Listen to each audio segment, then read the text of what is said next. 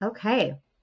Hey everybody, Bree with Apollo here. It is Beyond the Steps Friday at 2 p.m. That means we have another exciting episode for you. We are talking about how do educators and coaches maintain the balance between artistry and technique for performance athletes. And we have none other than the amazing Kelsey Nelson Lack here with us today. Kelsey, thanks for coming back and joining us. We love having you on.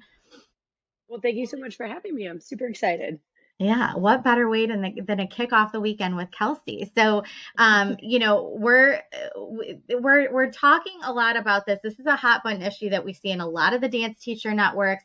There really never seems to be a resolution, and you've got strong opinions on both sides as to what is appropriate as far as artistry and technique and their place in the dance world, specifically in the competitive space, right, and the professional performance realm as well. So Kelsey is going to share all of her knowledge with us on that. She has an amazing program.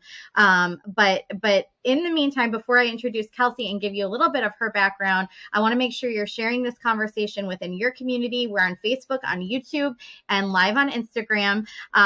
So this is Beyond the Steps. We're a show that highlights topics that are impacting performance athletes like racism, gender inequity, sex abuse and prevention, nutrition, psychology, and of course, dance medicine and science. So each week we pick one question and we dive in with a guest expert, hence Kelsey, and we ask for their insight, their resources, and we're giving you evidence-based resources and homework that you can take back to your programs and your students, and hopefully see an improvement with the goal of having happier, healthier, safer dance spaces for all, because that is what we all need and want. So Kelsey Nelson Lack has over 25 years of dance experience, ranging from major motion pictures to teaching students all across North America. She judges for prestigious dance competitions all across the country and has created her own conditioning program for dancers that is amazing. She received her Bachelor's of Science in Dance Management from Oklahoma City University. Kelsey, thank you so much for being here again. We appreciate it. How has the season been going for you so far? It's been going hectic. There's a Yeah. lot going on. But it's great. I'm so thankful for just every opportunity, whether it's teaching, choreography, getting to sit down and have conversations like this. So everything is great. Yeah. Just busy. But How, again, thankful for how all of those opportunities. Yeah, and we were just talking, her competition season is like, I mean, wham, bam, thank you, ma'am. It is coming up with some heavy hitting competitions at the end of this year into the beginning of 2023. But for you, I know a lot of people I talked to, they said last year was not as normal as they thought it was going to be, right? Coming off the pandemic year, we've gone through some changes as an industry. For you, what are the biggest changes you've seen in the landscape of dance and your studio program this year compared to years previous? I mean, I think when we first came back from the pandemic, everybody was all in because Yeah. there was just so much that still wasn't available. And so it was great. Like, really feeling like everybody was super, super invested. Yeah. And then last year, because everything started to be back, I think people like teeter tottered completely the other direction.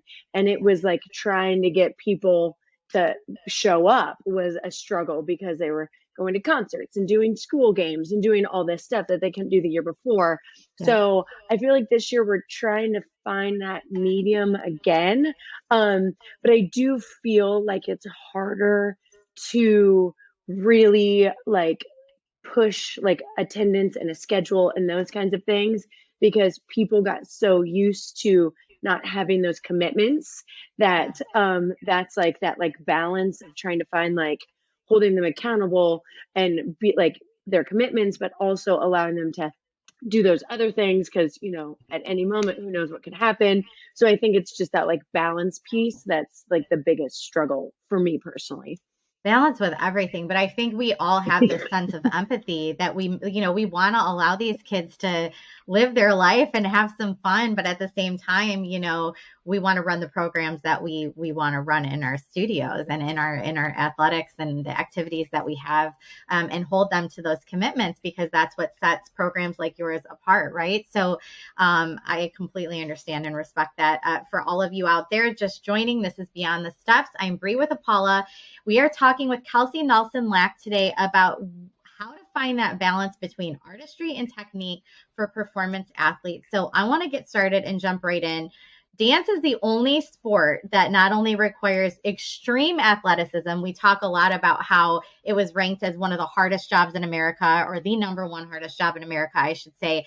But you also have to look beautiful and effortless while you do it, right? Which there is a little bit of a double standard there. That comes with a very unique set of challenges. Do you find your students feel this pressure, and does it hold them back from taking risks?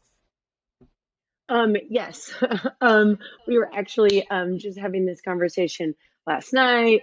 In rehearsal, we have it regularly. It's something that I see not only my students, but I just think a lot of students struggle with. And I think even creativity, like creative wise, as a choreographer and a teacher, like I think I even struggle with that too, finding that balance of really pushing them to work to achieve technical excellence, but also giving them the freedom and the space to discover who they are and what they have to say. And so I think that balance is really, really challenging, and especially for children to understand that. That's a very deep concept that I feel like as we age and take steps into the professional world or teaching or coaching, we can start to understand that. But within kids, it's very hard to get that balance. So I see it in my students and other students when I go and set pieces, to really work to be technically excellent and have that artistic freedom. Yeah, thank you. It's so what age do you find that they start really comprehending the difference between the two? Um, Mid high school, I would say, like probably 14, 15 years old, where they are starting to be confident in their training. I think once they can develop that confidence in their technical proficiency, then they start to understand that, like, this technique is there to support the artistry, but the technique is not the artistry of the dance. It supports it, but I think that there has to be both, and they start to finally trust that when they get into high school. Trust is a really big thing, a topic that I talk about, that they have to trust their training, they have to trust their bodies, they have to trust their knowledge, and they have to know they spend hours upon hours in the studio training so that they can confidently go out on stage and have that freedom to not have to think about the prep for the pirouette or think about how they're going in or out of their battement, and trust that they know how to do that so that they can fully be present in the artistic performance once they hit the stage. I love that you just said that. And I feel like that should be on a t-shirt. Technique supports the artistry. Like that is so true. And I think that's the hardest thing to get them to understand, is to just get out of their own head, and just perform and do it from here. Right. So Yeah. thank you for that. So there's often a fierce debate about whether dance is a sport or an art. We've always maintained with Apollo that it's both, and it can be both. But what are your thoughts on that conversation? And do you think it's possible to marry the two successfully, Yeah, I should say? yes, I absolutely do think that they can be married. At the end of the day, if you really like look at what defines a sport and look at what defines an art, um, dance to me fits more in that art category. Hmm. However, depending on what avenue you go down, or whether you're doing like dance team, whether you're focusing on being in a company, there's a lot of different avenues you can go down where they're going to lean more towards one side or the other. Hmm. And I don't think that there's any wrong answer, because I think that there's a place and a style and a movement that is right for everyone. So there's dance studios that focus a lot on the tricks and the technique, and the movement in between might not be as strong, but those skills are really powerful. And then you have other studios that might really focus on the artistry, and maybe their technique is not as strong, but like their performance of a piece really like speaks to you on like a personal level. I don't think that's wrong either. So I think that they can both happen. What I find most beautiful is when you have an athletic artist. So when you have somebody that has really great athleticism and can do it in the form of art. So I think they both happen. Just depends on how you approach it. But at the end of the day, I definitely think dance is an art. Yeah, thank you. So that's a really great segue into my next question because this is where people get really heated, right? So it's so hard to know what judges want in the competitive space, competitive dance space. We're talking about, I mean, this is a really a conversation for all performance athletes, but dancers specifically, that's where our heart is. That's where kind of the root of where we started as a company. That's Kelsey's background.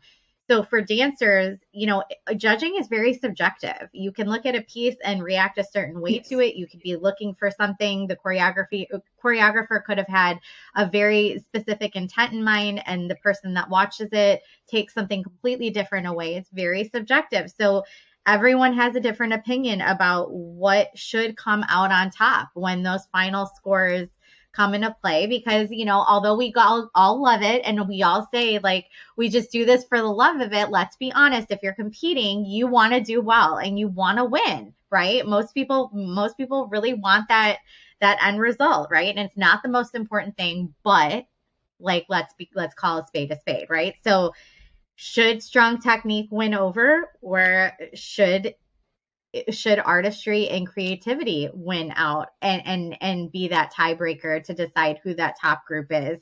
Do you think one outweighs the other?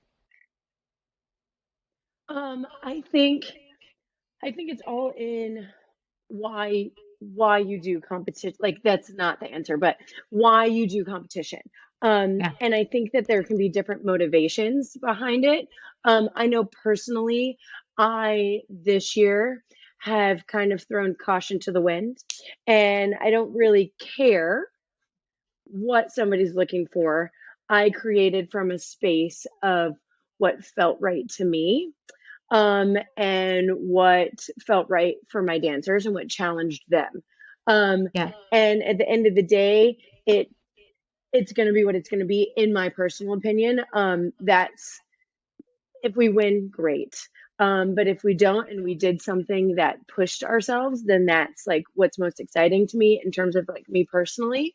When it comes to like who should win, um, I it's a I tough don't even one. mean win, but Um, like, you go yeah, you go sometimes and you see a big I variation in the scores, right? And right. so and Yeah, oftentimes you'll hear people commiserating over how did that group get that and we did, X, Y, and Z in our piece. And everybody has an opinion about what right, dance, what how the scores shook out, right?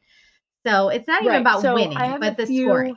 I have a, yeah, I have a few ex gymnasts that are Yeah. now dancers at the studio. And so I reference their gymnastics quite often, because that's very black and white. It's Yeah. very like, Yeah. these are the skills you do, this is the score you get. Whoever did the skills the best, they win. Um, and I think that if we lean too much to that in dance, it's going to take away from that freedom and that creativity and that like boundary pushing that performers and choreographers and creatives are able to do in dance.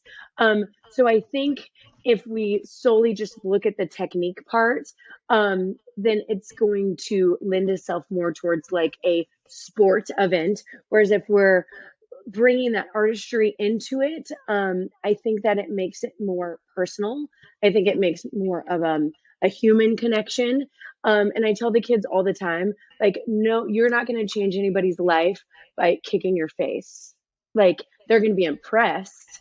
They're going to be like, oh, that was cool. but you're not going to like impact somebody in the long term by kicking your face or doing 7 pirouettes. Like nobody's going to remember that because it's just a skill.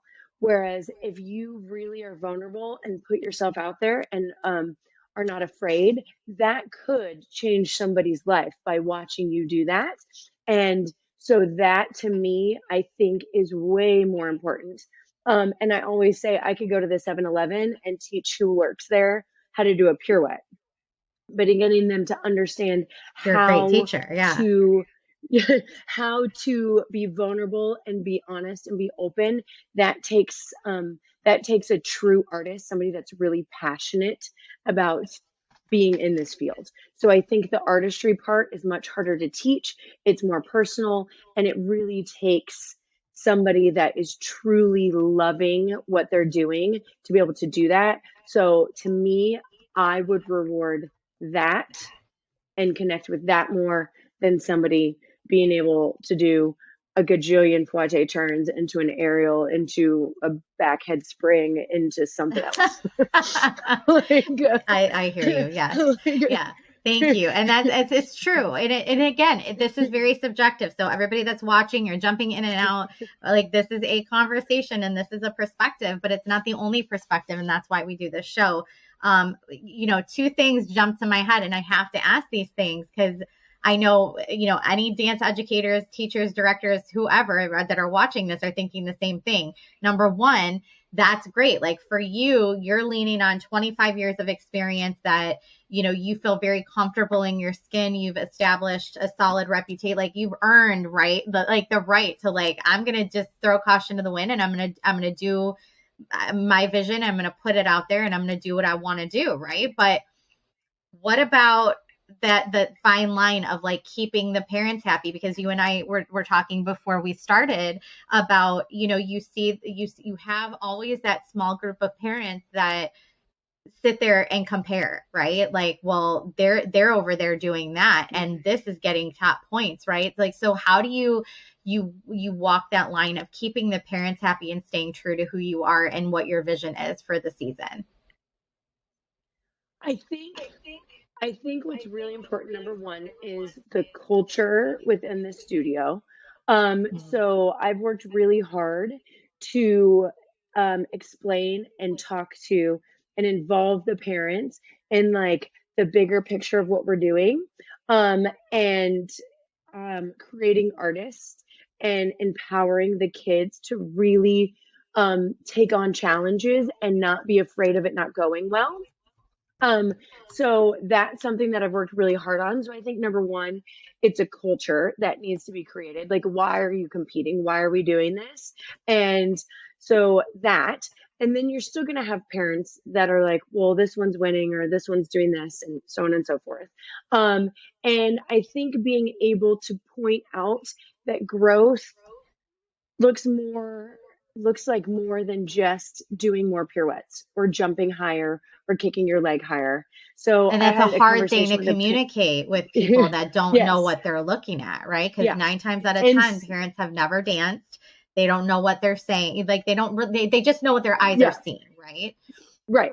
Right. And so, I had a conversation with a parent at the beginning of this year, and I was like, if that's your only gauge for growth, you're only in one column, and there's tons of different columns that you could be looking at. Like, is your student communicating more verbally? Are they willing to try different things that they weren't doing before? Are they practicing at home when they weren't doing that before? Are they asking to take extra classes that they weren't doing before? These are all things that are pushing them to try to expand, and that shows growth. And it's not just like the technical part. So the technical Yeah. part is one aspect, but it is not all of the aspects. Yeah. And so I think being able to explain that to parents and have them be able to see all the different areas is really, really important. Also, as a artistic director for a studio or a studio owner or even a teacher, I think it's finding the competitions that support your mission as a Mm. dance studio. So if you are really in the game of tricks and skills and all of that kind of stuff, really trying to find those competitions that cater towards that. Or if you're really in the game of like the artistry and the creativity, and looking for competitions that lend themselves more towards that avenue. Also studios, we there's a great community of studios down here in Florida that have very like-minded studio owners and missions and visions, and we Yeah. go to a lot of the same competitions because we all have that same desire to push for more creativity, and less about the end result. And so Yeah. that makes competition super exciting and fun because we're all kind of on that same page rather Yeah. than being that outlier studio that might be like all about the like artistic part and Yes. take a piece to a competition that's like driving home like all the like skills and tricks. So I think it's just being Yeah. able to find those two are going to help you go and develop in the direction that you're wanting to go in. Yeah. Thank you. Um, so then do you ever recommend a situation where you're adjusting choreography throughout the season to match the competition that you're going to? Because I haven't seen it much, but I've definitely heard of people doing those things of like making tweaks in choreography because they know they're going to a certain competition. Do you find that's productive, or do you advise against that? I have never done that. I'll change choreography because it doesn't look good Of course, or yeah. it doesn't like feel right. And I'll ask the kids like, how did that part feel on stage or so on and so forth. Um, I definitely though think that throughout a season, depending on when you do your choreography, um, if you do an outside choreographer, any of those things, as your dancers develop strength and develop technical efficiency throughout the season, being able to tweak and adjust. So, I mean, I've put things in dances and it's like way beyond what my kids can do to challenge them, and then I'll rein it back.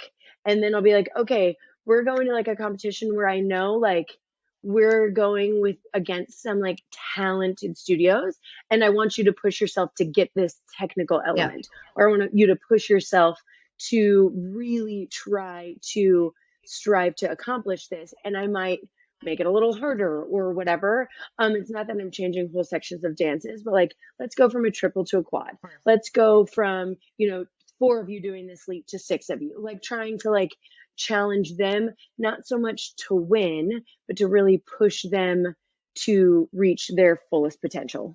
Well, in the regard that you're talking about, oftentimes these kids have been doing the same choreography for so long that once they master that, you want to keep it exciting for them. You want to keep pushing. So I completely get that. I think it's a strategy of like, we know we're going to this one, so we have to add more of this in that, I think can backfire sometimes. So I'm glad that you said that. For those just joining, I'm Bree with Apollo. This is Beyond the Steps. We're chatting with Kelsey Nelson Lack, who is a renowned educator across the United States. She judges. She has a lot to say and a lot of experience to back it up. We're talking today about how to balance the line of technique and artistry with performance athletes. It's a hot button conversation, especially as we get ready to start into competition season for the 22-23 dance year, and for whatever other performance athletics you might be doing out there. This is a really helpful conversation to apply. Um, Kelsey, as an educator, I think I think to be a true dance artist, you have to have some type of respect for the technical skill and foundation that an art form is built on, right? Do you think it's possible to be an impressive artist? Because you were talking about, it takes a special person to be that artist without having mastered that foundational technique. Do you think you can do it that way? I think that everybody's journey looks a little bit different. Yeah. However, I do believe that the foundation is what you can build the house off of. Yeah. So if you don't have a strong foundation that you're developing over time, then the artistry that you're trying to put on top might be phenomenal and be beautiful. But if you don't have that strong foundation to support it, then there's going to be areas where it becomes weak and it can fall down.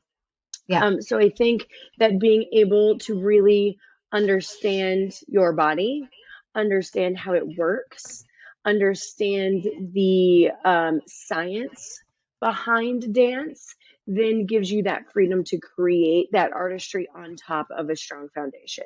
So I don't think it's something that is impossible to create, artistry and create a phenomenal dancer without all of that technical Yeah. support. However, I think that those are probably very rare cases. I think you can start at any age. I think you can do it, you can have that artistry and build and develop that foundation.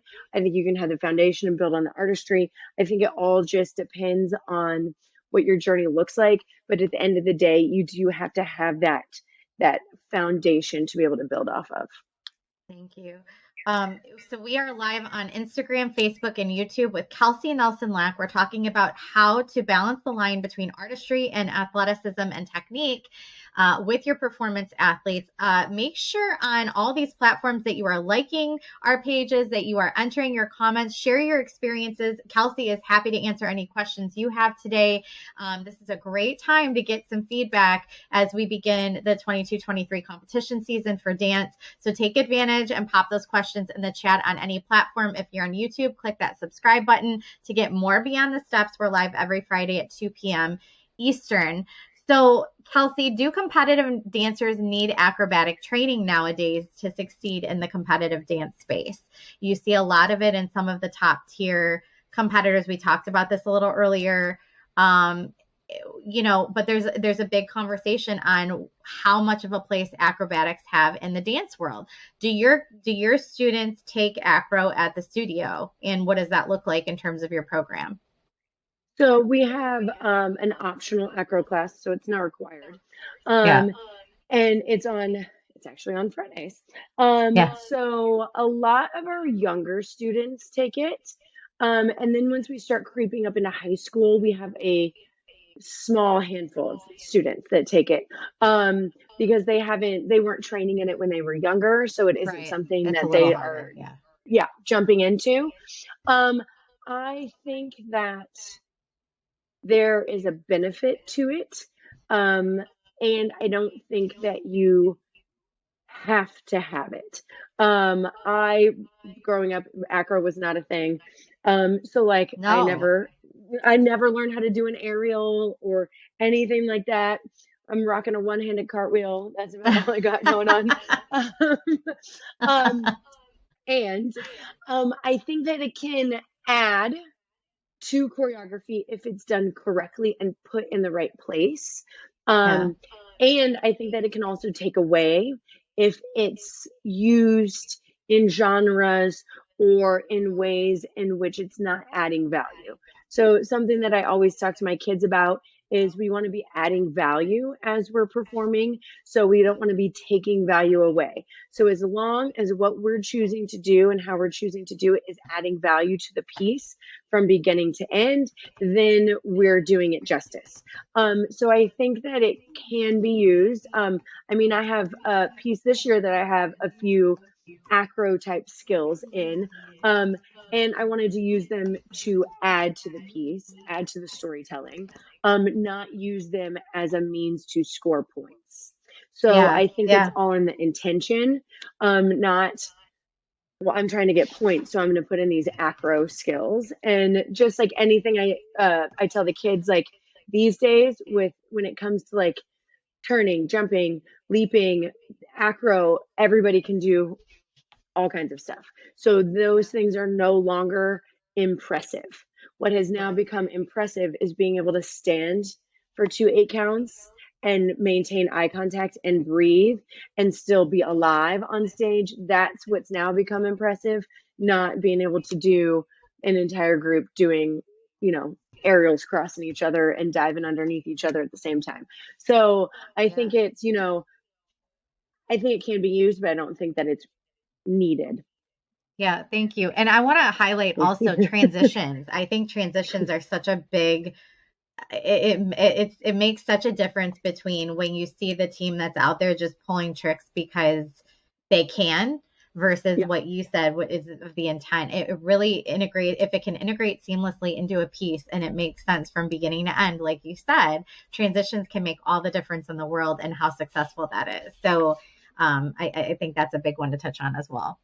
Um, I am chatting with Kelsey Nelson Lack. We're talking about how to balance the line between artistry and technique for our performance athletes. If we are live on YouTube, Facebook, Instagram, make sure you hit the like button, the follow button, drop your comments and questions for Kelsey in the chat. If you have any questions for her, if you're a dance educator out there and you're not sure how to navigate this and balance this out with your students, this is a great time to ask. She's happy to answer any questions you all have throughout this conversation. That is why we're here. And make sure you're sharing this conversation within your community as well. What point do you start pulling in artistry beyond the technique? So you talked about it can, your older kids kind of can master that around 14, 15. They start really getting a grip on what artistry means, what that looks like, and they really have that deeper understanding. But how young are they when you start introducing that concept? Because I imagine it's not just 14, 15, bam, they get it. It's because you've done the work to integrate this into their training in some capacity while not smacking them over the head with it. Right. So Um, how young? well, I mean, I do improv with the kids, and I think Nice. that's a great introduction. I don't let them just go across the floor and do whatever they want. I always give them a lot of parameters, and starting them young, they know like the number one rule is no technical skills. So they can't do any technical skills. So I'm like, I don't want to see a pirouette. I don't want to see a batma. I don't want to see a soda shell. That I don't want has to see to any of eat those. them alive, though. That has to like kill their soul because Well, that when you say that to a younger kid, that all they want to do is turn, you're like, stop. But it works. Like they just yeah. go, okay, Miss So Kelsey. I give them parameters. Yeah, So yeah. so this week we actually I worked on improv, and I would say like I mean we're talking like 7, 8 years old. Like start to get them moving. Even in my younger kid classes, we'll do freeze dance, and I'll So do fun. things like okay, now be do different animals. So with my little kids, I'll be like, okay, dance like a butterfly. Okay, dance like this. And so I'll name different things, and it gets them starting to like tap into a different part of their brain to create the movement rather than it being so black and white. And then Yeah. with the little kids, I'll say something like, okay, let's dance like a color. So, what does the color red say to you? And they'll raise their hand and say what red means to them. And I'm like, okay, now I want you to incorporate doing a chasse and dancing like the color red. So then they're, okay, how do I Okay. move? And then also add in a skill. So getting them I to love start to that. like connect those things. When I get to my like, like 9, 10 year olds and older, like giving them deeper concepts. Like this week, I talked about, okay, I want you to move through the space like how bubbles move. So Yeah. how would those move? And giving them that. Okay, now how does lightning move? Okay, move like that. So it just gets them thinking in a different way, still not using any skills, but getting them to start moving and really being aware of it. And I even talked to them about how in improv, we can't just go and not be present. We've got to be aware Yeah. of what we're doing, but we can't pre plan what we're doing. So getting them in that headspace of kind of like letting go, but also like, okay, I need to hold myself accountable. Was a really great thing to watch. And their improv actually got better after we had that conversation because they weren't rushing through it. Yeah. So they were, really like taking the time to be like, okay, I need to make sure when I'm stepping through that I'm not like turning my foot in or whatever that they're doing. So I think it's being able as an educator to give them that freedom, but then also give them like one little technical piece. And technique is not a pirouette per se. Technique is like, how are you moving through your plie? Technique is Yes. like, how are you working through the floor? So like those things are technique. So I think getting the kids to understand that as technique, and a pirouette is a skill, a technical skill, but it's a Yeah. skill nonetheless. So I think integrating those two and really getting them to understand that at a younger age starts to get them on that path. So then they really, when they are solid with their like technical foundational training, then they really have freedom to just kind of like throw caution to the wind, like I said earlier, and go for it. So Yeah, that's kind I of what I I love it. I'm hearing three things. So you're making it fun for them. You're getting their minds wrapped around dance is more than just the steps. It's the mechanics, right? It's more than that, and it's being able to do that those two things at the same time. And you're introducing those concepts early, which I love. And it doesn't mean they're going to be perfect at it, Oh no. but it's going to be in their vocabulary as they grow and mature and they grow into their bodies. But I want to say, like, back to your comment about intent matters, instead of using free dance as a way to like eat up the last 10 minutes of class, like you're being very intentional with why you're doing freeze dance, right? Which is, I think, the difference between a really seasoned educator and somebody who's just kind of finding their voice. So make sure you're even using those games can be used to introduce these concepts to these younger kids. We have some really good questions on Instagram coming in. The first one from Winters Hannah: how do you encourage middle schoolers to focus on the value of technique when they just want to do tricks? When we were talking about this earlier too, because that's what they see on social media. So they Yeah. really want to do those things and they feel like they're less than if they can't or don't. How do you deal with that? Thank I you, think Hannah, for the question. it's getting them to really value the process, Yeah. and that takes time. It's understanding that there is so much more. And so I would encourage you to even be able to find, like, ask them, like I always ask them, like, who's a dancer that you really respect or that you watch and are just in complete awe of. And I'll tell them to like bring their name in and I'll look them up on Instagram and we'll Uh, watch a video and I'll be like, okay, what are you seeing? What do you see them doing? And start asking them questions, because then you're going to see what they're valuing and what they're looking for. And you might be surprised because they might say how they moved or how they used the music or that kind of stuff, but they don't realize that that is the artistic realm.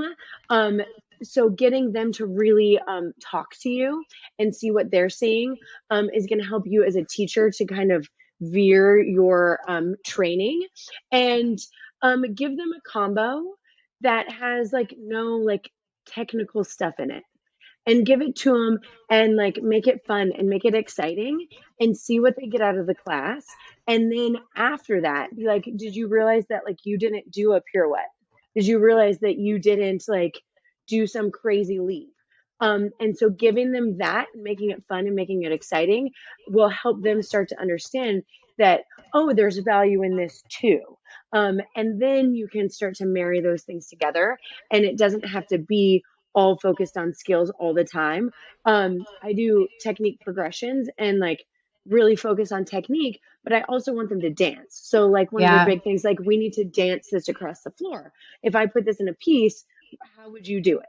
And so getting them to understand that, and then another day of the week, giving them a combo that's mostly movement and artistic based, and getting them to work on that. So really pushing them in both directions rather than just focusing on one helps them kind of understand the value of both. But I would say be in conversation with them and ask them who inspires them and why. Yeah. I love it. And your across the floors are brilliant, by the way. I've watched so many of your across the floors and I'm like, God, she is a genius. But Thanks. we have another one, lots of engagement on Instagram. Rinch and Nagmo14, thank you for the question. What is the way to engage emotions more into the performance? And I think you might be asking about this for the students, but if not, clarify and we'll answer that too. But how do you get them to engage more emotion into their performance? We really work, we journal. So we journal every single class. So I think that Oh, that wow. helps them. I set aside 7 minutes at the beginning of every class for them to journal. So I think that that has You started said to seven help minutes? them. Yeah, like 5 to 7 minutes, just right at the Okay. beginning, nothing too long. Um, and I think that's helped them start to tap into feelings and tap into emotions. And so it's helped them then be more open and vulnerable as they're dancing. Um, and getting them to understand the motivation of the piece. And I don't think that it has to be the same. And I don't think every kid needs to have the same motivation. I think when it's allowed to be personal, it brings out way more than giving them an exact thing. Um, I was having trouble getting a group of kids to perform, and I was like, okay, pick a movie Uh-huh. that you really connect to. And then, okay, how can you make this dance depict that movie from beginning to end? And you only have 2.5 minutes. So it put them in like the actors part. And so they Yeah. were like, oh, I'm going to act this. And it really like put it over the edge. That's so Or I'll be interesting. like, yeah, or I'll be like, make fun of this choreography. So make it like a comedy, like how extreme. You get to make fun of what I made up. Do it. And they go so over the top that it like actually is like that's how we should be doing it. Yeah. And so there's lots of different ways to get them to really tap into it when it comes to any type of like, I don't want to say darker piece, but any more emotional piece, getting them to find a personal connection. And then not be afraid to share that with the class. So allowing them to be vulnerable and verbally share it really helps. Last night we ran a piece that I choreographed. I had an ex student whose dad tragically passed away unexpectedly, and she never got to say goodbye. And that's what the song is about, never getting to say goodbye to somebody. So a lot of these kids have never experienced that. So they're not going to be able to tap into that feeling. Um, and so, even saying like, what would it feel like if you never got to dance again?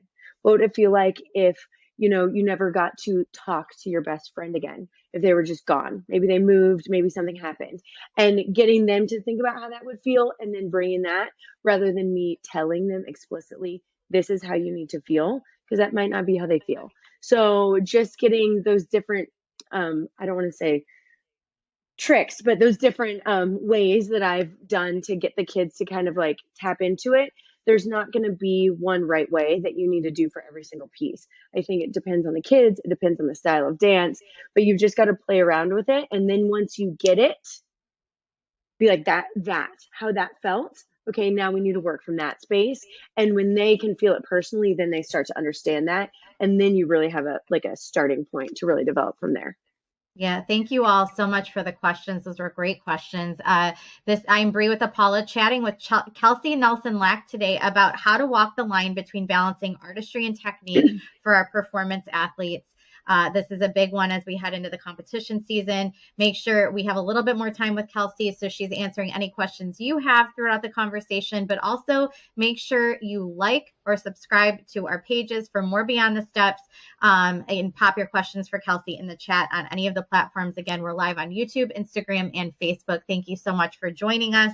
This is a big one. So I'm going to go all out and I'm just going to ask it. And this will be our last question before we get into homework. So oftentimes in the competitive space, I've sat through a lot of competitions and I know you have too. We see pieces with a theme that is questionable, to say the least, and frankly can be very uncomfortable to watch as an audience member and even for our judges at these events, right? For example, you see some spoken word pieces that, about protests or pieces about death and loss, um, suicide, things that are very triggering for people, right? Right. Ignoring the psychological impact that might have for the audience itself, right? And how this plays into the dancers, how much is too much? For where should an educator draw the line between the need to tell their story and their vision at the expense of their students, or maybe those students are just not old enough to grasp this concept? Right. So I think that we've got to realize that we're creating for children. Yeah. So we're creating for kids most of the time, most of us. Um, and there is a space, I believe, for all of those topics when it Yeah. comes to adult performers that Absolutely. understand and can create that distinction between um, presenting a message, um, having it personally impact you, all of those kinds of things. When it comes to kids, like I just referenced a piece that I choreographed about Yep. not being able to say goodbye. Now, that song can be interpreted a lot of different ways. Where it came from for me was that personal space of my student that was not put onto my students. Does that make sense? I Yes. explained where it personally was coming Yes. from and what motivated my choreography. But I want them to be able to make that piece their own. Yes. And if we pick these topics that are unrelatable to a lot of dancers, um, then they're being forced down a road of trying to understand something that they have no way of understanding. Yeah. And I don't think that you're going to get an authentic, genuine performance. And so I always try to steer away from them. As a judge watching them, it does become uncomfortable Yeah. because we're trying to give feedback to better the dancers' training, their art, like their artistry, their technique, and to critique a piece that is about such a Yes. strong topic feels inappropriate. Yes. Um, it feels like I shouldn't be critiquing you when you're talking about Mhm. social issues or when you're talking about suicide or when you're talking about um, any laws or anything like that that people feel controversial about. I don't think that that's the space for me to critique that. So then it makes my job very hard as a judge Yes. because I want to be able to help you be better, but I don't feel comfortable in that space. So I Yeah. think if you're wanting to take something to competition and get that feedback and get critiques, um, do things that are in a space so that kids can connect to and understand on a personal level. And if you're wanting to create a show, create an experience, and feel that those students can do that, then create that separately. But I just wouldn't personally put it on a competition stage. Yeah, and the same could be said for costuming, but that's another day. We will talk about that another time. But yeah, and I love what I'm hearing you say too is that you really go the extra mile. Like for example, that student that you were saying had lost her family member. You realize like everybody doesn't identify with that.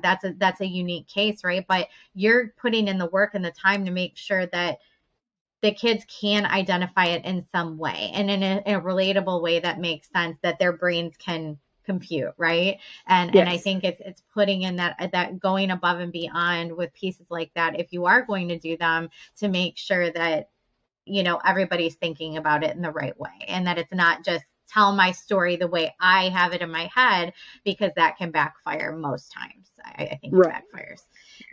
But that is a good place to end that. And I want to get into homework. I feel like I could talk to you for hours about just all the things that you've gone through and experienced. But before we go into homework, I want to make sure you guys can hear all of our full episodes available on Facebook at Apollo Performance in the live video section, on IG Reels, and also in YouTube, Apollo Performance and TP Dance Creations. Make sure you're following both of those accounts and you can see our complete, all 3 seasons of episodes are on there. There is some great content from really, really amazing, incredible, well-qualified people.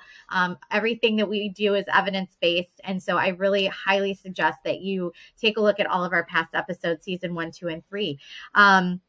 And make sure to follow and subscribe too. So, Kelsey, every week, as you know, we like to give homework for people to just make a small change, take a baby step forward to improve in the topic that we're talking about. What is one thing you want to challenge everybody that listened today or might be listening on the playback to work on between now and next week to make some progress in this regard? Yeah, I would say have a conversation with your students. Ask them what is valuable in having a strong technical foundation, what is valuable in having strong artistry, and how can you bring those two things together.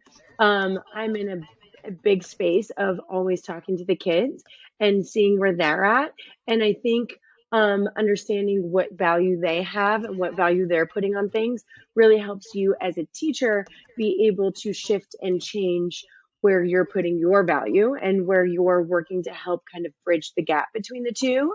Um, and I would say challenge them this next week or two and do a combo that like doesn't have a lot of technique in it and just really in terms of skills. Really challenge them with movement, with storytelling. Um, Give them space to really improv and see what result you get versus doing something that has a bunch of skills I love in that. it, and just really see. Also, think about the music that you're using. I'm huge about music, and so we just did a combo to a song called More that's talking about wanting more time and more healing and more love and more us and all of that kind of stuff. Um, and watching the kids really dance to that and connect to that, wanting more time with their teammates and more time with their friends and knowing, that it's always limited, like brought out something different in them. So pick a song that has an uplifting message, that has something that the kids can connect to, create a combo that doesn't have a lot of skills in it, and just give them the space to dance this week and see what happens. Because I think that you'll be rather surprised. Thank you. So that's your homework from Miss Kelsey Nelson Lack. Make sure you go home and do it. Let us know how it worked for you. We always like hearing, the progress that people are making after watching these shows and hearing from our guests. So let us know. In the meantime, I want to challenge you all to do some homework as well. Take our Steps Initiative course. This is an online free, all capital letters course module that highlights all the topics we talked about earlier, like racism, gender inequities, sex abuse and prevention, dance, medicine and science, psychology, nutrition. Every course was curated by experts in their field. And again, it is completely free. I'm going to drop that link in for you. Consider it professional development. And by no means is it everything you need to know, but it is going to establish a nice foundation and give you a jumping off point to dig further. And again, we want to create those happier, healthier spaces in dance and for all of our performance athletes as well. Kelsey, how can people get in touch with you if they want to book you to consult, master classes, judging, anything? How can people get a hold of you? Yeah, so on Instagram, on Instagram, you can follow me, KJN Dance, and my email is the same. So kjndance@gmail.com. I'm also on Facebook. Um, and so, yeah, you can reach out any of those ways. I'd be happy to chat, send you information, provide you anything that I can or any insight that I have. Because at the end of the day, we're all in this hopefully for the same reason, to develop good Yeah. human beings, and I'm happy to help. Yeah, thank you so much for being here again. It's always such a wonderful conversation when we get to have you on. And thank you to all of you out there who have taken time to watch or will be watching this on the playback. We appreciate it. Make sure you're sharing and clicking that subscribe button. We're going to be turning Beyond the Steps into a podcast at the end of the year. So look for that. We're going to be turning it into blogs. So look for that. Every episode, we're going to be putting all of these resources on the Apollo website for you. And so make sure you're following us and subscribing to our email so you can get that information. Go to apolloperformance.com. For those of you that are wondering, we are finally coming back in stock after our amazing run with Shark Tank. We aired on April 1st and sold out in 15 minutes, and we are just now coming back in stock. We could not be more excited. So get your Apollo socks in time for the holiday, apolloperformance.com. They make great stocking stuffers, and they're for anybody in your life that needs support, not just dancers, everybody. So check those out. Next week, we are going to be, I'm gone, actually. Melissa's gone this week, and I missed her. Shout out to Melissa McDaniel Grisham, my fabulous friend and co-host. I missed her this week, but she is going to be going solo because I'm out of town. So she's going to be talking about the challenges facing twirlers of color and how we work together to overcome them. We're going to be chatting with Olivia Lynch, who's the co-founder of Black Baton Twirlers Network. So this is a totally different path. I think it's going to be a great conversation. I hope you tune in. That's next Friday at 2 p.m. Eastern. Until then, we hope you continue your journey beyond the steps, and everybody have a wonderful weekend. Bye.